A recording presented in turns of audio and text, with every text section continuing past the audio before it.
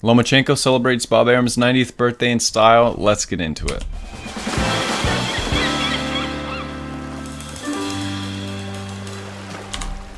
Welcome back to the 11th Island with another immediate reaction. I'm Brad, here with Chris, and Vasily Lomachenko just defeated Richard Commey by unanimous decision after a 12-round war. Scorecards were 117, 110, 119, 108.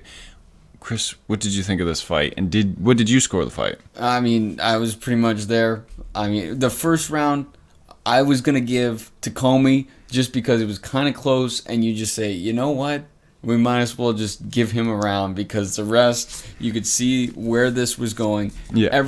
Everybody going into this fight was saying it's going to be deep rounds, and Lomachenko was going to be very dominant. That's what we saw. Brad, were you surprised by when? I mean, Commey almost got slept. Yeah, I had this fight, I had a 120, 107 Loma. I think clean sweep. In we had the 7th round here when he got knocked down, and Loma was really taunting the Commey corner. I thought the fight was over at that point. I thought Commey was going to go out. All respect to Commey for staying in it, but it was just academics after that point. It was Commey. He has the power to change a fight. He just couldn't find this. Lomachenko was just too good in this, and he would just land eight punch combinations just unanswered. It's just Commey's a good fighter. Lomachenko's an elite fighter. Is that what you saw in this fight as well? Yes, I mean, this was a real showcase. You see the talent that we go back. I mean, people have been talking for a long time about the Ukrainian dancing, and how that plays in the factor. And you see that in these fights.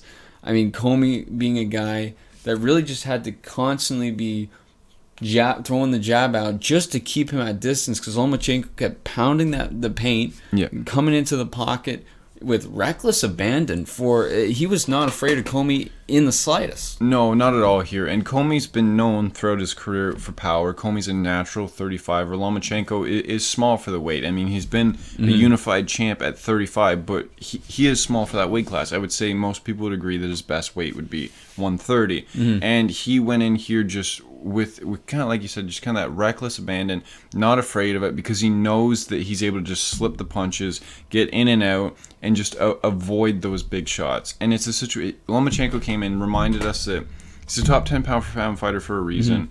The Lopez fight, we can go back to it. There's people talk about the shoulder injury and everything. He lost that fight.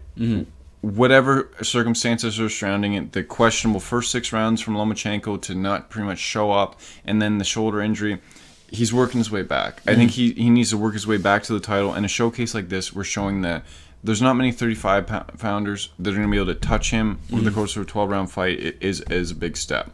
And now for Lomachenko, I was curious, what do you think about really to shoot yourself way up there in some of these big fights here to make, you kind of needed a knockout. You need to impress with Commey. Was the move where you point at the corner and say, are you guys not going to finish this? Was that kind of the clippable moment that can equate to a knockout? I think this situation, that becomes a very cool moment that kind of elevates you to a huge fight because it'll go viral. If you go out and knock him out after you say that. You can't tell a corner, I'm going to go finish your guy, why don't you take him out here, and then let that guy last another 5 rounds. I think that's the situation, and I think that's all respect to Commey, because Loma kept coming.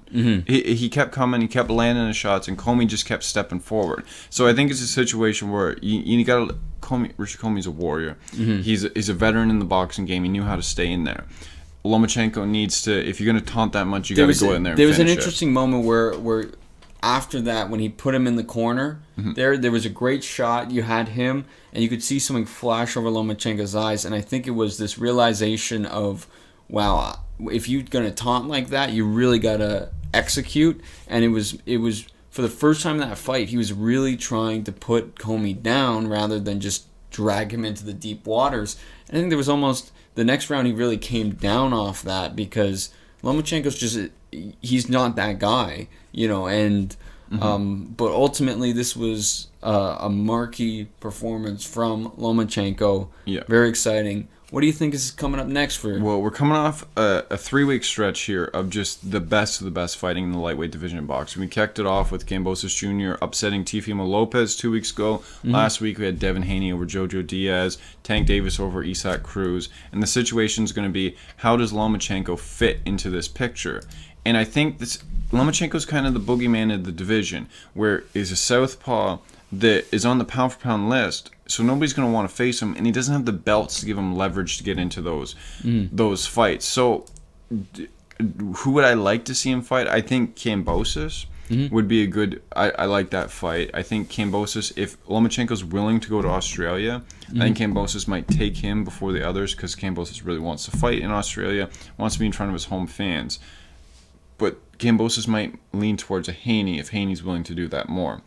I think the fight to make really is going to be Kambosos and Haney. And if either one of those guys falls out of that and makes a fight with somebody else, I think Loma can slide himself into there. Because Ryan Garcia and Tank Davis, the other two major players in this division, are not going to take a fight with Lomachenko. Ryan Garcia hasn't been in the ring in almost a year. And he's dealing with a whole bunch of other stuff, injuries, mental health issues. He's not stepping in there with the Lomachenko. He needs some tune-up fights. Tank Davis, being managed by Floyd Mayweather, is just never going to take this type of a risky fight. He's just going to keep riding these types of Isaac Cruz. Well, it's not bad fighters, but he's not the elite level competition. He's not going to get there until it's a complete right situation. So Loma's kind of, if Haney and Kambosos get made, Lomachenko's kind of on the outside looking in again, and he's going to have to take a fight like Richard Comey here, where no offense to Richard Comey, but he's not that top level. Former champion, yes, but he's just not that top level anymore, and this doesn't really do anything for Lomachenko. He's already established that he's better.